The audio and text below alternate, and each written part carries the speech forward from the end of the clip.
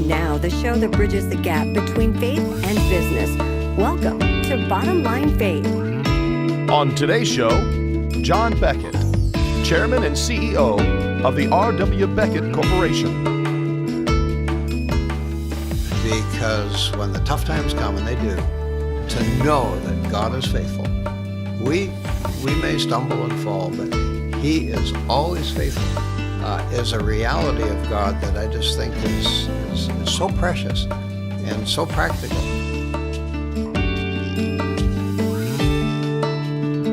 Well, hello everyone. This is Ray Hilbert. I am your host here at Bottom Line Faith. And if you followed the program, you know that we get a chance to travel the country and speak with some of the top Christian business leaders and athletic coaches and marketplace influencers who are really living out their faith in the marketplace. And so we hope and pray that this program is an encouragement to you.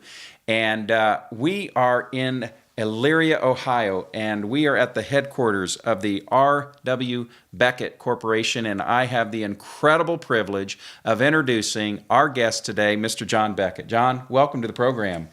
Thank you, Ray. Really wonderful that you've come over here from Indianapolis and that we can have a few minutes together. I have to tell you, folks, this is a real blessing for me. Before coming on the air, I shared, John, I've been here. This is now my second visit, third time you and I have had the chance to meet. And I sort of feel like I'm in the presence of a hero because you really have been a real pioneer in this whole space of seeing your business from a ministry standpoint, that this is a place where God is living out His story. And we're going to get into that. But I just wanted to tell you, I just feel kind of like honored to have this chance for us to have the conversation. You better get to the end of the discussion first. That's great. Well, it's just a privilege to chat about a topic that is so real and so vital to me and has been for decades. So yeah, absolutely. It's not hard to talk about faith in the workplace. That's right. This is going to be the real deal today. And so we'll get to all that, but let's kind of hit pause for just a moment and let's go back and tell us a little bit about the company. We'll talk a little bit about some of the ups and downs in a moment, but tell us about the company, who you are, what you do, and that sort of thing. Well, it's really significant that we're here in the year 2018 because it was 80 years ago that our company was founded. And if you go back to 1937, 38, we were really in a pickle as far as where we were in the economy. Mm-hmm. And I just find it fascinating that my dad chose that period of time to launch into a business venture. In fact, we have a letter that he wrote to the person who became his business partner saying, I don't think there's ever been a better time to start a business than right now. I love his optimism. Well, he was looking to the future. And so, yes, here we are. We're a manufacturing company. We make components that are used for heating systems. Our principal product in this facility is oil combustion, but we have related businesses also in the area where we're doing gas combustion and air moving. And so we've branched out from that initial nucleus. The common thread, though, is that we're in a lot of homes. We might be in 50 or 60 million homes across And we may not America. even know it, right? And somewhere buried down Yeah. the basement or in an appliance, we have some of our products. So we touch people at the level of their comfort, which I take as a kind of mission, really, because you don't think about being warm in the winter or having appliances that dry your clothes or cook your meals, but we're there, and that's all adding to the comfort, the lifestyle of millions of people. That's really neat to hear. And so let's talk just a moment about a couple of key pivotal moments in the history of the company. We'll get to the ministry aspect and more of your personal story in just a few moments. But, you know, you've had some real tenuous times in the company, pivotal points. Take us back and just give us some framework for just a couple of those. Well, I mentioned the economic conditions when we began the company, but of course, looking at the calendar, you'd quickly realize that we were on the eve of the Second War. And that was an enormous test for our business because everything made of metal was diverted to the war effort. And so we couldn't buy electric motors or hydraulic components or electronic components. So I find this fascinating, Ray, because many people would have thrown up their hands at this point and just said, there's no way we're going to be able to survive this. But my dad actually went into a whole different line of business for the next 4 years. He insulated people's homes and kept all of our people working. What ingenuity. Wow. Well, it was fascinating to me because it was just that underlying resolve that we can get through this thing. It's not going to go on forever. And we're just getting going as a company. We're not going to stop now. And so that was one of the very early tests. There were more along the way. It just seemed like every few years there was something that we had to overcome. But it's kind of baked into the whole process of building a business. There's going to be adversity. No question. And so did you grow up thinking that you might come in to be part of the company? You went off to school, but there was a point you came back into the business. But tell us a little bit about how you ended up here. I actually went into the aerospace business as an engineer after graduating from college. And I frankly was not thinking in terms of coming into the family business. Okay. That all changed. One evening I was at my parents' home for dinner with my wife, and as casually as somebody might talk about the weather, my dad said, "John, my business partner is going to retire. How'd you like to come to work with me in the business?" How old were you at the time? I was 24. Okay, so fresh out of school, yeah, really. just I'd been engineering jobs for about 3 years or so. But, it was, I laugh when I look back at my response. It was totally unpremeditated, but I just said, "This sounds good. When can we get started?" And it was that almost off-the-cuff transition that brought me into the work with my dad. And so that's been a number of years ago. It was 1963, and we were a small company. If there was a reason for hesitating, I think we had 12 employees and about $1 million of sales at the time, struggling. Yeah. The company had never really broken loose in a way that we were prospering or flourishing. But frankly, it was the opportunity to work with my dad that was the strongest motivation. And I thought that would be at least a 10 to 15 year process. He was in his mid-60s at the time. And as it turned out, that wasn't to be. And that was my first head-on crisis, a call that came on a wintry day, just right around this time of year in February of 1965, from our police department that he'd been found slumped over the steering wheel of his car. Oh. He was driving to work. And so my world radically changed at that point. Mid-20s, he was in his mid-60s. And I realized that life would never be the same as I had envisioned it. Yeah. And as I'm listening to that story, it's fascinating to me because God's never surprised, right? And so it seems like he had uniquely positioned you then to now take over and build the company for the rest of your life. Well, I'm glad he saw that because I didn't. Right. I was just overwhelmed by the magnitude of the challenge. Yet in a situation like that, you don't have as many options as you'd think. Sure. You put your head down, and my mother was a great encouragement. But I thought we were starting to move toward making some real progress. I'd made a few key hires, and another call came in, this one in the middle of the night. Beckett, get out to your plant. The flames are leaping 20 feet Oh, my goodness. out of the roof of the plant. and our plant was on fire. I thought I was having a bad dream, Ray. I mean, it was just like one of those nightmarish kind of things, but I realized it wasn't. I got out here, and indeed, the place was ablaze. And I just, if you think of something that you envisioned going up in smoke, this was literally happening right in front of my eyes. So that year, the combination of the death of my dad and then this horrific fire, which really only by God's grace we were able to extinguish it without it burning down the entire facility. These were incredible tests, and yet, in a way, those tests, I think, helped produce a kind of stamina in us that equipped us for future challenges that we would go through.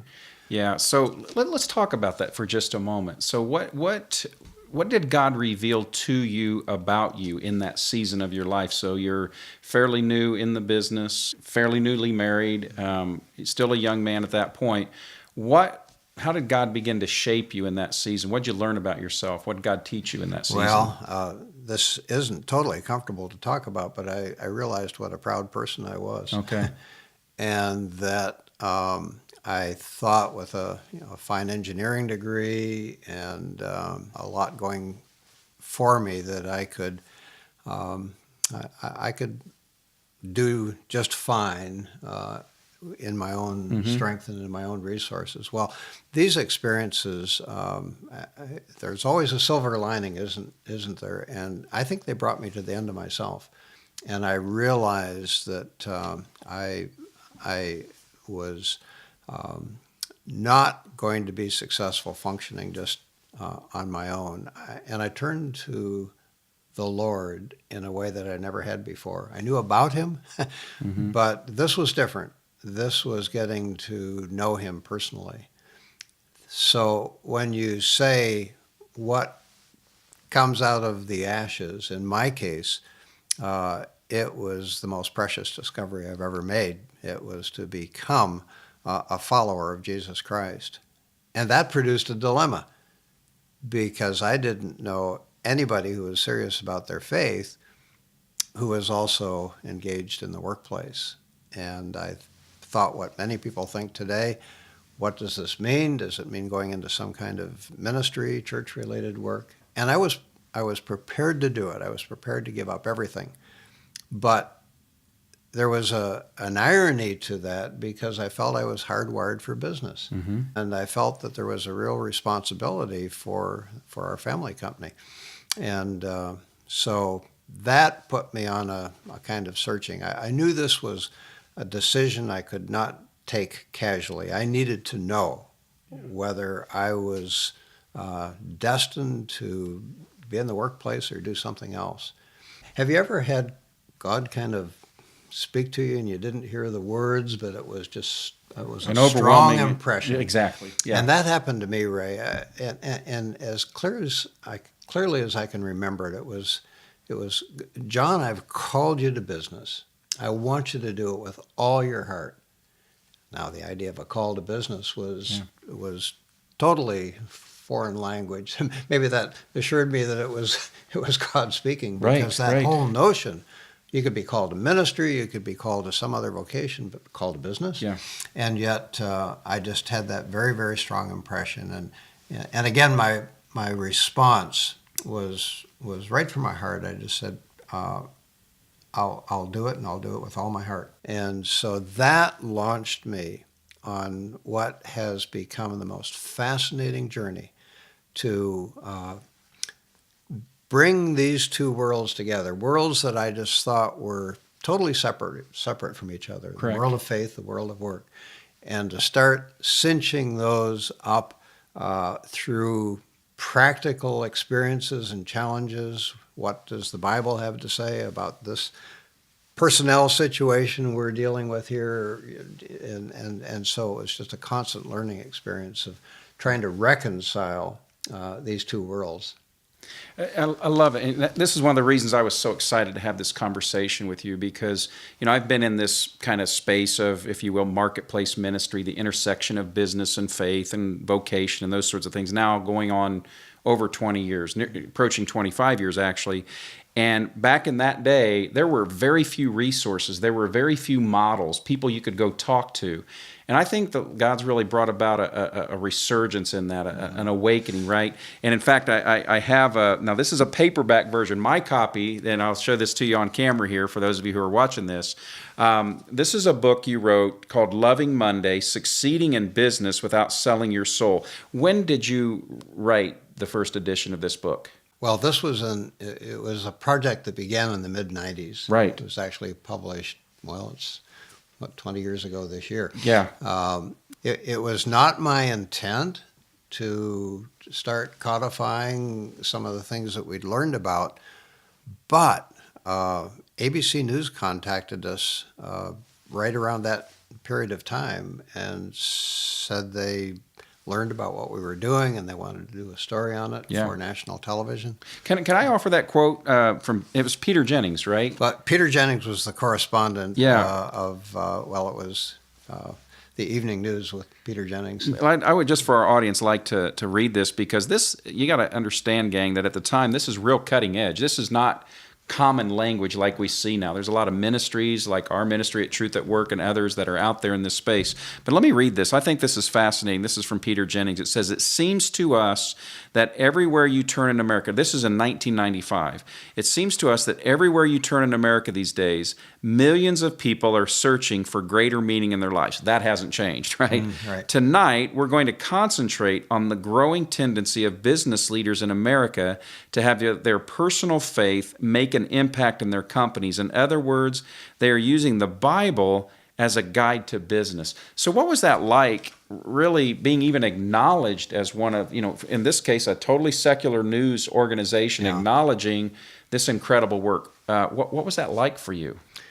One of the things that I subsequently learned, by the way, Ray, is that Peter Jennings, who was probably the premier newscaster in the country at the time, he actually wrote that himself. Oh, no kidding. And I only discovered that because I was with him on a subsequent occasion, actually at Harvard University, and I learned that he wrote that. And I thought, well, that's fascinating because he's got an insight into what is happening in the work world that the church hasn't seen yet. And so I thought the way he captured it, they're using the Bible as a guide to business, was just a fascinating capsule of exactly what we were trying to do. Yeah.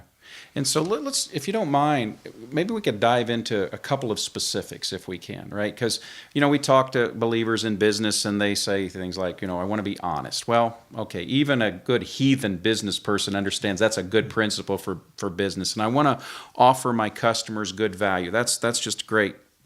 But give us a couple of specifics of how you have seen your business as a platform for ministry and how have you tried to live that out. Can you give us one or two best practices of what that's looked like for you? It's fascinating that you've asked this question because the ABC correspondent who did the story was a woman named Peggy Waymeyer. And her driving question when she came in was to ask how it was different from the business down the street. Really the same question that you're asking. And I wanted to be honest with her, and I said, I can think of various specifics, but it's really more a way of thinking, it's a way of living, and so many of the decisions we make are made at the margin. How we treat another employee when we walk in the morning, how we handle a phone call with an irate customer, how we deal with a quality problem.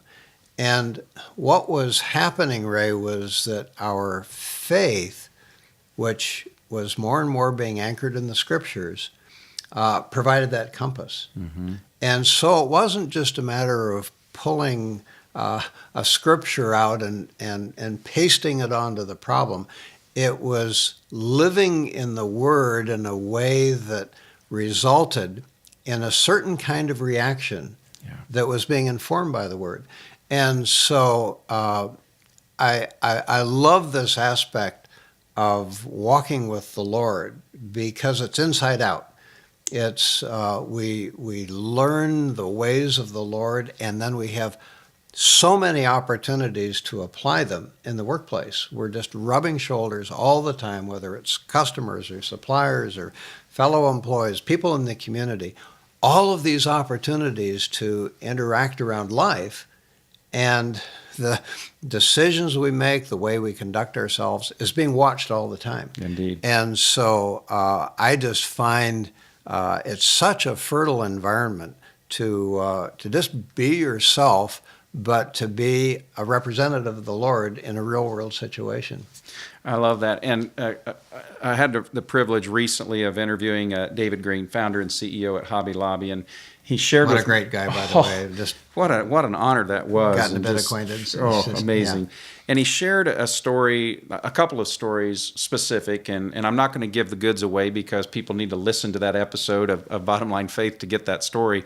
But he shared a couple of examples when his faith was very specifically challenged with certain things that happened in the business where he was like, okay, I can either go the world's way on this or I can go God's way on this.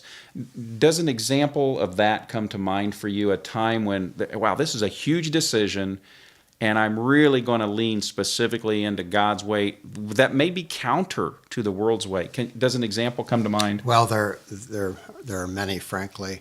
One that comes to mind, though, centered around a test of the application of our core values. Now, I think that we must always translate what we believe into language that people can work with, assimilate, live with. And one of the ways that we do that is with our core values. We have three of them: integrity, excellence, and a profound respect for the individual. Well, one day, a plant floor employee walked into my office and he said, "Mr. Beckett, I believe that we're violating one of our core values." Well, he had my attention. Yes. And he went on to give the specifics there. We were, the details aren't so important except that we were violating licenses on software agreements by copying the programs without making payments back to the manufacturer, in this case IBM. And I didn't realize we were doing it. We immediately put a stop to the process, but the fascinating thing to me was that the value was alive enough in the organization that he could say, we're screwing up over here. And so that would be one. And he had the trust that he could bring that to you in that way. Because the culture was reinforcing the importance of integrity in a very practical way. It wasn't just something up on a wall. It was something that we really wanted people to be living. Yeah, so that brings to mind then another great thought here, or question, I think, for your consideration. So one of the things that we like to consider here at Bottom Line Faith is if this program can just encourage one person, if there's a business person out there who's going through a struggle, maybe they're discouraged and they're feeling like giving up or whatever, if this can reach one person, then in my mind it's been worth it. So I'd like you to maybe just for a moment give a word of encouragement. Somebody right now is probably listening to this program with their headphones on, walking on their treadmill, or maybe driving down the highway in their car. But let's say that this person is really at a testing point right now, and they have a really hard decision, and they know that if they do it God's way, it may not turn out in a way that they would want, but they're at that testing point. Yeah. What word of encouragement would you have for them? Well, I think, Ray, it would be to not allow short-term considerations to rob you of the long-term pattern of faithfulness. Let me just expand on that for a minute. There are so many opportunities that we have that appear to have a short-term advantage, and yet the lesson, I think, of the Christian walk is that over the long run, those decisions made the right way have us on a trajectory that has enormous rewards to it, including the lessons that we learn when we say no to something that's opportunistic or is somehow cutting a corner with what we really believe in our hearts. Make those tough decisions, and then we see how God vindicates those decisions that seem tough at the time, and yet if they're following His ways, He vindicates them. And I've seen that pattern over and over again, that he wants to reward those who really lean into Him. So the guy on the treadmill, we have to be careful that we don't yield to the temptation of what is quick, easy, and expedient, because there's another way that ultimately bears a kind of fruit that we can never get to if we just take that shortcut. That's really powerful, and I think, John, it's becoming increasingly difficult with technology today. You know, everything we can have it just right now, whether we can call up a piece of information off our phones or a song that we want or a movie. It's becoming increasingly difficult to practice patience and delayed gratification and perseverance, and that's what you're describing. It really is that biblical principle at play. Would you agree with that? Yes, and we're in a kind of unique setting here. If the camera is picking up some of the World War I memorabilia behind us, and if there is one amazing reality that came out of the story of my dad's involvement in the First War, it was how he learned perseverance that played out through the rest of his business life and career. We cited a few examples earlier on, but it was a lifestyle to face challenges and go through them that I think was forged in the trenches of France in that terrible, terrible war. He came through it, he persevered, but he learned lessons in that that had every possible application for a business person. And so I agree with you that I think that these easy outs that we have may be denying the very thing that God has designed to put fiber in us and to enable us to be able to go through tough times. These are very practical lessons, but to the guy on the treadmill, hang in there, get through, because there's a larger lesson that's playing out. So you just mentioned like lessons learned and good advice. So one of the best pieces of advice I ever was given was by this old black inner city pastor. He was just a godly, saintly man. And he said, Ray, I just still see his face. He said, the problem is too often we settle for the ATM when God's got the Brinks truck right around the corner. And so we grasp What a great analogy. Right? Yeah. So what's maybe one of the best pieces of advice that was ever passed along to you that you would like to pass along? I go to an aspect of the nature of God because I think that if we can understand who He is, understand His character, understand how He is able to guide us through various life challenges, that attribute becomes an anchor. And there would be perhaps many I could cite, but I would really cite His faithfulness. Mm-hmm. If I could just put it in 3 words, God is faithful. And I would want our children, grandchildren to know that beyond any equivocation.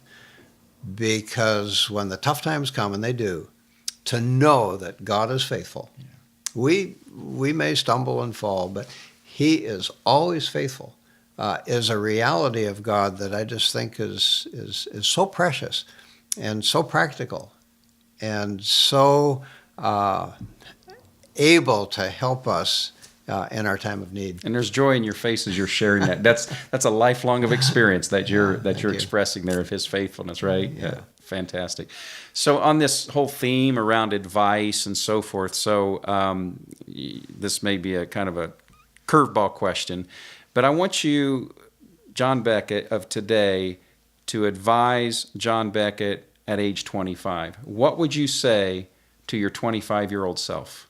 Wow, that is a question that I had really not thought about in that I'll give you a context. moment Yeah, to ponder. That was the curveball.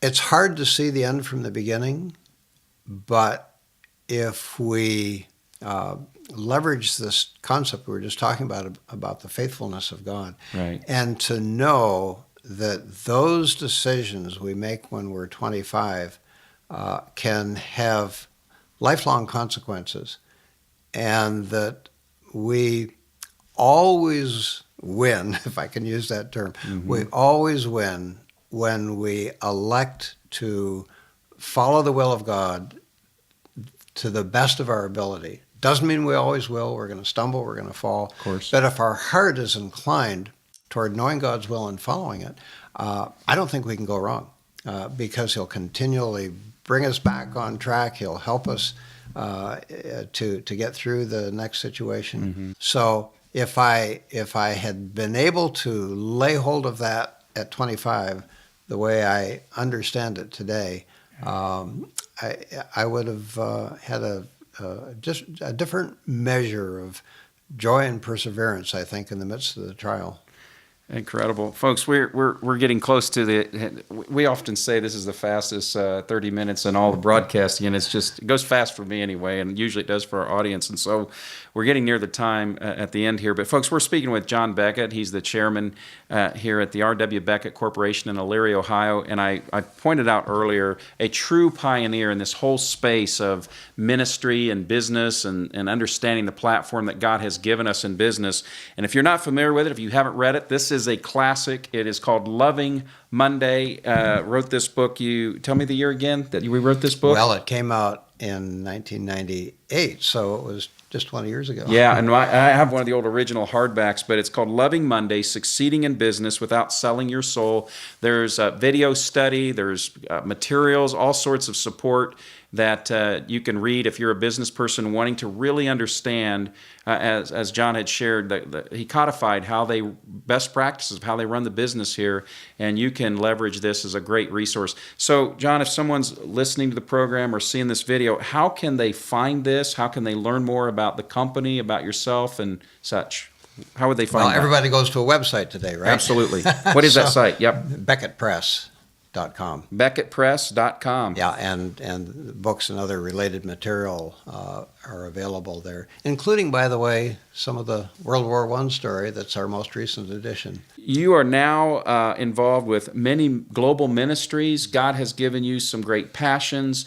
We would be remiss to not talk about that just for a moment. What's captured your heart these days as far as kingdom impact? And just give us a synopsis there. It was just, do the math here, 15 years ago that the Columbia Space Shuttle broke up on reentry. And this, in my own case, was taking tragedy and trying to turn it to good. I'd been in the space program earlier on, and I was fascinated with this whole arena. And yet, when I saw the pictures of those U.S. and one Israeli astronauts that morning that the Columbia broke up, my heart was just gripped with the question of whether they knew the Lord.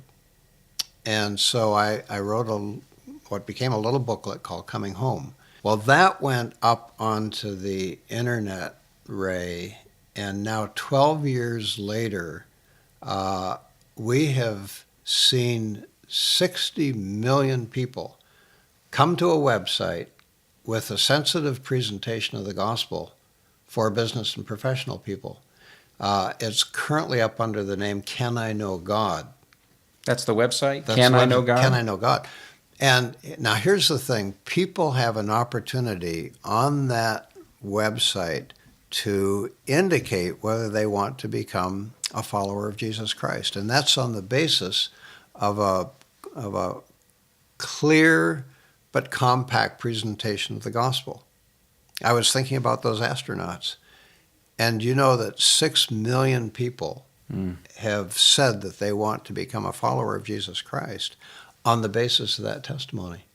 And so when I think about the things that I've been able to touch and reach, that rises to the surface just because it was so improbable the advent of the internet, the tragedy that spawned it, the capacity for a business guy here in Ohio to write a little booklet that translated into this message, such that so many people have come to the Lord. And we have these high points in our experience. I'd put that right at the top. Folks, do you see why I wanted to have John on the program here at Bottom Line Faith, and why he has just been a real spiritual hero to myself and so many others literally around the planet. And so just thank you for just sharing with us today. This has been great and fun, and I hope we can come back and capture more of our time together. So I told you there was going to be one last question, right? And for those of you who are regular in listening or viewing here at Bottom Line Faith, you know this is always the last question that I ask every guest, and it's what I call my 423 question. It's based out of Proverbs 4, chapter 4, verse 23, where Solomon writes, he says, "Above all else, guard your heart, for from it flows the wellspring of life." It's from our heart that all of life emanates. And so some people believe this is some of the last advice he gave, right? Above all else, guard your heart. So John, if you wouldn't mind, let's close the program today let's imagine you have a chance to gather your family, your friends, the most precious people on the planet. And you have a chance for them to sit around you, and you now get a chance to pass along your most important encouragement or piece of advice. So complete the sentence for us. Above all else, pursue a personal and vital relationship with Jesus Christ. The relationship with Jesus can happen at different layers. It's that initial acceptance where we yield our heart to Him. It can be attempting to walk through life as a believer, but ultimately the joy comes in that direct, personal, intimate relationship where we draw from Him, where we dwell with Him, where our thoughts are informed by His thoughts. And so we have 18 grandchildren. We were all together at Christmas, and we had these kinds of conversations because it's tough. It's tough navigating in the world today, but if they could understand the vitality that comes from that close, warm, personal relationship, it becomes the mainspring for everything else. And so I would hope that for family and friends, they'd have that bond. John Beckett, thank you. Thank you. What an amazing time. Well, folks, we're going to come back. If He'll allow us, we're going to come back and capture more, because this, as you've seen and heard today, this is one of God's warriors in the marketplace. And thank you for just pioneering and setting a pace for those of us who have come along behind and are seeing the marketplace as our mission field. And so, folks, this is what Bottom Line Faith is all about, where we're celebrating and we're lifting up some of the greatest people who have been called into business in this country and across the globe eventually, that we want to celebrate these stories and share them as encouragements to you, so that every day when you get up and go about leading in your company, in your organization, you'll know that you're not alone. You'll be encouraged and you'll be strengthened by the stories of others. And so we are so grateful. Check out the other episodes at bottomlinefaith.org. There's dozens and dozens of interviews there. If you're not a regular subscriber, scroll down to the bottom of the page. Become a subscriber, because these episodes are coming out on a weekly basis. So until next time, I am your host here at Bottom Line Faith, Ray Hilbert, saying God bless and serve the Lord faithfully in the marketplace. Bottom Line Faith is brought to you by Truth at Work. If you'd like to hear about new episodes or listen to past episodes, visit us online at bottomlinefaith.org. You can also subscribe to the show through Google Play and iTunes.